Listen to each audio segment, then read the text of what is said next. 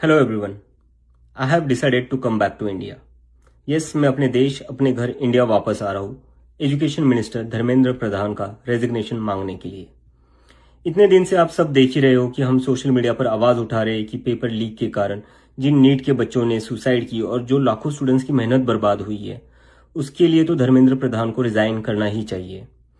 8 लाख बच्चों ने हमारी पिटीशन साइन की है। Crores of people have supported this demand on social media as well. And not just that, देश में कई सारी जगहों पर इसको लेकर प्रोटेस्ट भी तो हो रहे हैं, जैसे लखनऊ, जयपुर, महाराष्ट्र, दिल्ली, लेकिन फिर भी इनको कोई फर्क नहीं पड़ रहा। आज नीट के 22 लाख स्टूडेंट्स, सीबीएसई के 17 लाख स्टूडेंट्स, सीयूईटी के 16 लाख स्टूडेंट्स और एसएससी जीडी के 40 लाख स्टूडेंट्स, ऐसे 1 करोड़ से ज्यादा स्टूडेंट्स हैं जिनकी जिंदगी के साथ मजाक किया गया है सिस्टम द्वारा। इसकी वजह से स्टूडेंट्स बहुत ही ज्यादा एंशियस और परेशान है अपने फ्यूचर को लेकर। किसी को तो इसकी जिम्मेदारी लेनी होगी। इतने बड़े ब्लंडर के बाद भी अगर एजुकेशन मिनिस्टर रिजाइन नहीं करते तो इसका मतलब इस देश में अकाउंटेबिलिटी नाम की कोई चीज बची ही नहीं है। ऐसा लगता है कि सिस्टम जितनी चाहे उतनी गलतियां कर सकता है और उसके लिए कोई कॉन्सिक्वेंसेस है ही नहीं। सारे कॉन्सिक्वेंसेस स्टूडेंट्स के लिए है। ऐसा कब तक चलेगा? इसलिए अब वक्त आ चुका है, हम सबको साथ आना होगा और भारत के संविधान के रास्ते पर चलते हुए पीसफुली अपनी आवाज उठाकर धर्मेंद्र प्रधान के रेजिग्नेशन की डिमांड करनी होगी।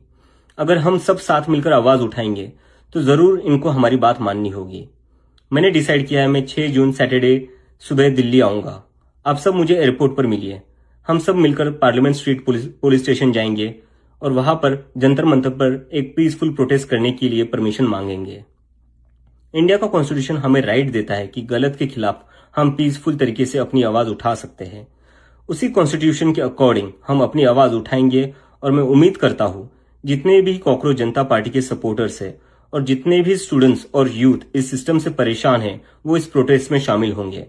जिसको लगता है धर्मेंद्र प्रधान एजुकेशन मिनिस्टर जो है हमारे, उनको रिजाइन करना चाहिए, वो सभी लोग इस प्रोटेस्ट में शामिल हो जाए। मेरे फ्रेंड्स और फैमिली को डर है कि मुझे एयरपोर्ट से ही अरेस्ट कर लेंगे और फिर जेल भेज देंगे, लेकिन मुझे अभी भी उम्मीद है कि आज भी हमारा देश एक डेमोक्रेसी है और हमें पीसफुली प्रोटेस्ट करने की परमिशन मिल जाएगी। I want to make it clear, I'm a big admirer of Gandhi, Ambedkar, Bhagat Singh and Nehru, and I believe in the Constitution of India more than anything else, जो हम सबको एक democracy में अपनी आवाज रखने का राइट देता है।